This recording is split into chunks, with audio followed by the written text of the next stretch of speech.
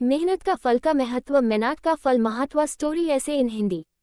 एक नगर में प्रतिष्ठित व्यापारी रहते थे जिन्हें बहुत समय बाद एक पुत्र की प्राप्ति हुई थी। उसका नाम चंद्रकांत रखा गया। चंद्रकांत घर में सभी का दुलारा था। अति कठिनाई एवं लंबे समय इंतजार के बाद संतान का सुख मिलने पर घर के प्रत्येक व्यक्ति के मन में व्यापारी के पुत्र चंद्रकांत के प्रति विशेष लाड़ प्यार था, जिसने चंद्रकांत को बहुत बिगाड़ दिया था। घर में किसी भी बात का अभाव नहीं था। चंद्रकांत की मांग से पहले ही उसकी सभी इच्छाएं पूरी कर दी जाती थी। शायद इसी के कारण चंद्रकांत को ना सुनने की आदत नहीं थी और ना ही मेहनत के महत्व का आभास था। चंद्रकांत ने जीवन में कभी अभाव नहीं देखा था, इसलिए उसका नजरिया जीवन के प्रति बहुत अलग था और वही व्यापारी ने कड़ी मेहनत से अपना व्यापार बनाया था। ढलती उम्र के साथ व्यापारी को अपने कारोबार के प्रति चिंता होने लगी थी। व्यापारी को चंद्रकांत के व्यवहार से प्रत्यक्ष था कि उसके पुत्र को मेहनत के फल का महत्व नहीं पता।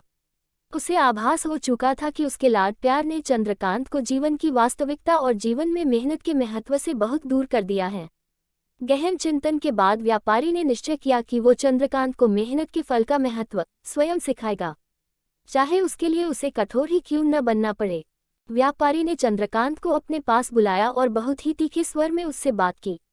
उसने कहा कि तुम्हारा मेरे परिवार में कोई अस्तित्व नहीं है, तुमने मेरे कारोबार में कोई योगदान नहीं दिया और इसलिए मैं चाहता हूं कि तुम अपनी मेहनत से धन कमाओ, तभी तुम्हें तुम्हारे धन के मुताबिक 2 वक्त का खाना दिया जाएगा। यह सुनकर चंद्रकांत को ज्यादा कोई फर्क नहीं पड़ा। उसने उसे क्षण भर का गुस्सा समझ लिया, लेकिन व्यापारी ने भी ठान रखी थी। उसने घर के सभी सदस्यों को आदेश दिया कि कोई चंद्रकांत की मदद नहीं करेगा और न ही उसे बिना धन के भोजन दिया जाएगा। चंद्रकांत से सभी बहुत प्यार करते थे, जिसका उसने बहुत फायदा उठाया। वो रोज किसी न किसी के पास जाकर धन मांग लाता और अपने पिता को दे देता, और व्यापारी उसे उन पैसों को कुएं में फेंकने का बोलता, जिसे चंद्रकांत बिना किसी अड़चन के फेंक आता और उसे रोज भोजन मिल जाता।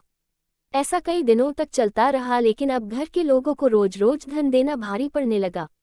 सभी उससे अपनी कन्नी काटने लगे, जिस कारण चंद्रकांत को मिलने वाला धन कम होने लगा और उस धन के हिसाब से उसका भोजन भी कम होने लगा। एक दिन चंद्रकांत को किसी ने धन नहीं दिया और उसे अपनी भूख को शांत करने के लिए गांव में जाकर कार्य करना पड़ा। उस दिन वो बहुत देर से थका हारा व्यापारी के पास पहुंचा और धन देकर भोजन मांगा।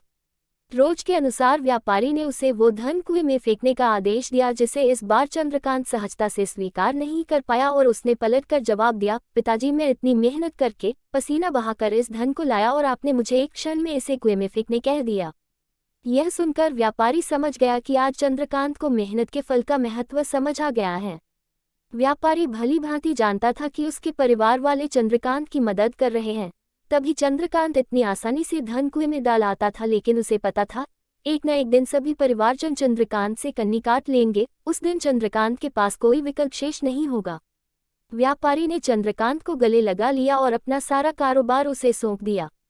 आज के समय में उच्च वर्ग के परिवारों की संतानों को मेहनत के फल का महत्व पता नहीं होता, और ऐसे में यह दायित्व उनके माता पिता का होता है कि वो अपने बच्चों को जीवन की वास्तविकता से अवगत कराए।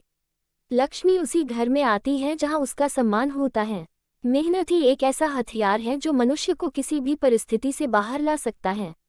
व्यापारी के पास इतना धन तो था कि चंद्रकांत और उसकी आने वाली पीढ़ी बिना किसी मेहनत के जीवन आसानी से निकाल लेते, लेकिन अगर आज व्यापारी अपने पुत्र को मेहनत का महत्व नहीं बताता तो एक न एक दिन व्यापारी की आने वाली पीढ़ी व्यापारी को कोसती।